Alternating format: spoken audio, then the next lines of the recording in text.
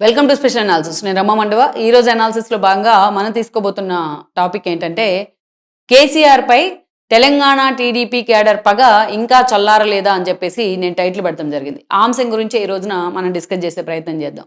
ఎందుకు ఈ పరిస్థితి వచ్చింది ఈ రోజున కేసీఆర్కు? తెలంగాణ టీడీపీ కేడర్ నిజంగానే ఆయన వెంటబడే ప్రయత్నం చేస్తుందా అంటే అవుననే చెప్పుకోవాలి. ఇక్కడ ఒక ఫ్రీక్వెంట్గా జరుగుతున్న పరిణామాలు మనం చూసినట్లయితే నిజంగా టీడీపీ కేడర్ తెలంగాణలో ఎస్పెషల్లీ ఎంత ఎమోషనల్‌గా ఉంటుంది. అవసరం వచ్చినప్పుడు, తమ అవసరం అయినప్పుడు పార్టీకి ఎంత సాలిడ్‌గా నిలబడుతుందనేది ప్రతిసారి కూడా వాళ్ళు ప్రూవ్ చేస్తానే ఉన్నారు. నిజంగా హ్యాట్స్ ఆఫ్. ఇలాంటి క్యాడర్ పార్టీకి ఉండడం అనేది అది టీడీపీ చేసుకున్న అదృష్టం.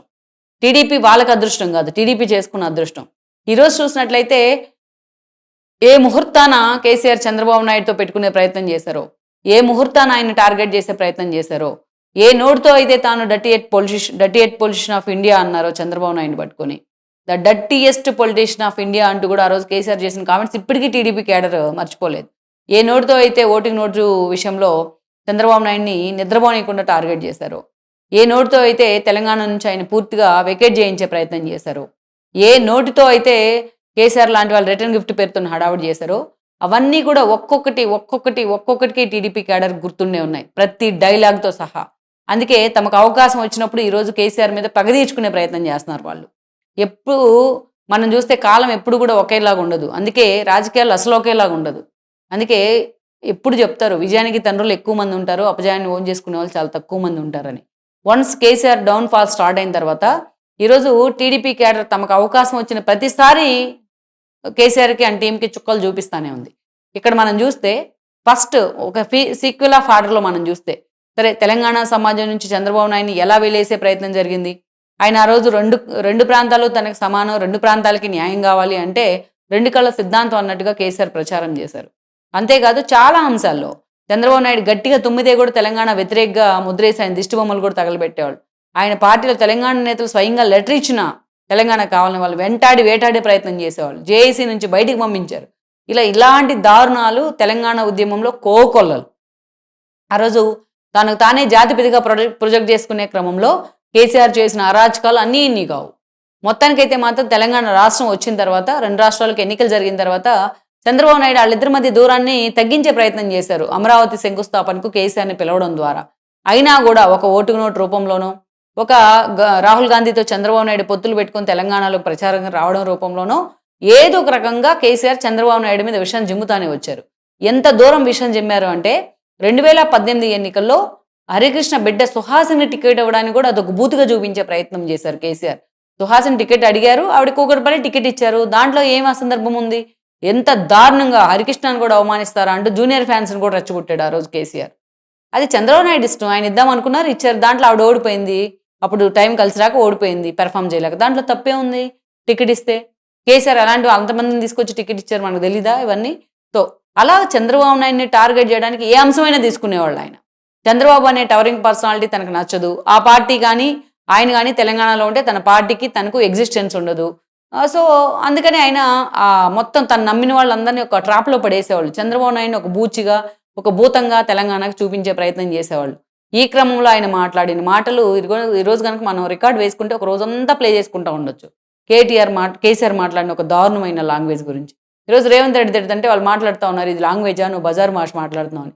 ఇంతకంటే దారుణమైన బజార్ భాష మాట్లాడే హిస్టరీ కేసీఆర్కి ఉంది. మరి ఏ రోజైనా కేటీఆర్ ఖండించాడా తన తండ్రి ఇలా మాట్లాడొద్దు అని చెప్పేసి? చదువుకున్నాడు కదా విదేశాల్లో, ఏ రోజు ఖండించలా. అలా అయినా సరే ఆ తర్వాత టీడీపీ తెలంగాణ ఉద్యమం తర్వాత, రాష్ట్రం సిద్ధించిన తర్వాత టీడీపీ నుంచి 15 మంది గెలిస్తే వాళ్ళలో మ్యాక్సిమం ఒకరిద్దరు తప్ప మొత్తాన్ని లాగేసుకున్నారు కేసీఆర్. వాళ్ళలో సిగ్గు లేకుండా మంత్రి పదవులు ఇచ్చారు చాలా మందికి. ఈయన తీసుకొచ్చిన ట్రెండే ఇది. తర్వాత చంద్రబాబు నాయుడు కూడా ఫాలో అయ్యారు దాన్ని. ఆ తర్వాత చూస్తే 2018 ముందస్తు ఎన్నికల్లో అసలు కారణం లేకుండా ముందస్తు ఎన్నికలకు వెళ్ళారు. కానీ చంద్రబాబు నాయుడు ఆ రోజున కాంగ్రెస్తో పొత్తులు పెట్టుకున్నారు, బీజేపీతో డిఫరెన్సెస్ కారణంగా. దాన్ని కూడా ఒక పెద్ద భూతద్దంగా సృష్టించి దాన్ని తనకు ఎన్నికల ప్రచారంగా వాడుకొని లబ్ధి పొందారు, మరోసారి సీఎం అయ్యారు. రిటర్న్ గిఫ్ట్ పేరుతో నీకు హడావుడి చేసి తన మంత్రులను కూడా తీసుకెళ్లి ఏపీలో డంపు చేసి పడేశాడు జగన్ కోసం. బీజేపీ చేతులు కూడా ఉన్నాయి దాంట్లో. బీజేపీనే కేసీఆర్ని ఒక ఆయుధంగా వాడుకుంది జగన్మోహన్ రెడ్డిని ముఖ్యమంత్రిని చేసేందుకు ఆ రోజున. అది అందరికీ తెలిసిన విషయమే. సో ఇదంతా ఈ న్యూసెన్స్ జరుగుతూ ఉన్న ప్రతిసారి తెలంగాణ టీడీపీ క్యాడర్ నిశ్శబ్దంగా చూస్తున్నది. ఆఖరికి టీడీఎల్పీని కూడా విలీనం చేసుకున్నారు ఆయన. ఇంతకన్నా దారుణం ఏది ఉండదు. ఇంకా జగన్మోహన్ రెడ్డి బెటర్ అనుకోవాలి ఈ విషయంలో. అయితే ఇదంతా కేవలం ఒక స్టేట్మెంట్ ఇచ్చే వదిలేశారు ఆయన, కానీ ఎవరు వెళ్ళలేదు జగన్మోహన్ రెడ్డికి వెళ్ళి, అది వేరే విషయం. అయితే ఇది జరిగిన తర్వాత చంద్రబాబు నాయుడు అరెస్ట్ అయితే టీడీపీ క్యాడర్ రోడ్డెక్కే ప్రయత్నం చేసింది. తెలంగాణలో ఫస్ట్ తెలంగాణ ఎంప్లాయీస్, ఐటీ ఎంప్లాయీస్తో పాటు చాలామంది టీడీపీ క్యాడర్ ఫస్ట్ ఎవరైతే రోడ్డు మీదకి వచ్చి అంత విగరసగా అంటే తెలంగాణ టీడీపీ క్యాడరే. సో ఆ తర్వాత వాళ్ళ టువర్డ్స్ ఆ జెండాలన్నీ కూడా కాంగ్రెస్ వైపు ర్యాలీ అయ్యాయి. కేటీఆర్ కానీ, హరీష్ రావు కానీ, కేసీఆర్ కానీ చంద్రబాబు నాయుడు అరెస్టుని ఖండించకపోవడం, పైగా హ్యూమిలేట్ చేయడం, అదొక మిలీనియం జోక్ లాగా కేటీఆర్ లాంటి వాళ్ళు మాట్లాడడం టీడీపీ క్యాడర్లో కసిపించింది. ఎక్కడికక్కడ ఓన్గా ఇండివిజువల్గా కూడా మీటింగ్స్ పెట్టుకున్నారు వాళ్ళు ఆ రోజు ఎలక్షన్ ముందు. ఈరోజు ఏదైతే రేవంత్ రెడ్డి వైపు ర్యాలీ అవ్వడం కంటే ఆ రోజు కేసీఆర్ అండ్ టీంని పూర్తి స్థాయిలో పాతాళానికి తొక్కేయడంలో మాత్రం TDP cadre key role play చేసింది. ఆ తర్వాత మనం చూస్తే ఎంపీ ఎలక్షన్స్లో ఇంకా నేను చెప్పిన వాళ్ళే గెలుస్తారు అన్నట్టుగా కేసీఆర్ లాంటి వాళ్ళు బిల్డప్ ఇచ్చినా ఎంపీ ఎలక్షన్స్లో జీరోకి పడేలాగా చేసింది టీడీపీ క్యాడర్. ఇప్పటికీ వాళ్ళ పగ చల్లారట్లా. అయినప్పటికీ లాస్య మరణం తర్వాత కంటోన్మెంట్కి ఉప ఎన్నిక వస్తే కంటోన్మెంట్ ఉప ఎన్నికల్లో కూడా అక్కడ చాలామంది టీడీపీ క్యాడర్ ఉన్నారు. సాయన్న ఒకప్పుడు టీడీపీ వ్యక్తే. సో అక్కడ కూడా పూర్తి స్థాయిలో బుద్ధి చెప్పే ప్రయత్నం చేసింది టీఆర్ఎస్కు టీడీపీ క్యాడర్.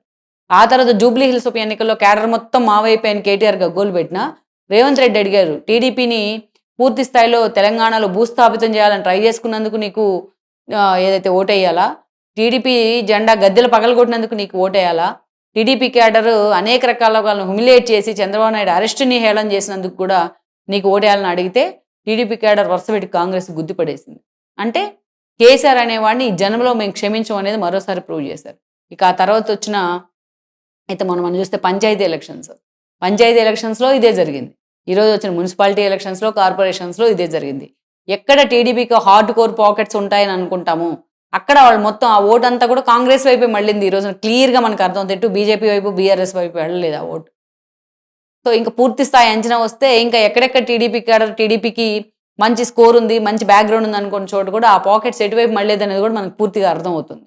సో అంటే కేసీఆర్ మీద కానీ, కేటీఆర్ మీద కానీ, ఆ పార్టీ మీద కానీ టీడీపీ క్యాడర్కి ఇంకా పగచల్లారలేదు తెలంగాణ టీడీపీ క్యాడర్కి అనేది మనకు అర్థమవుతా ఉంది.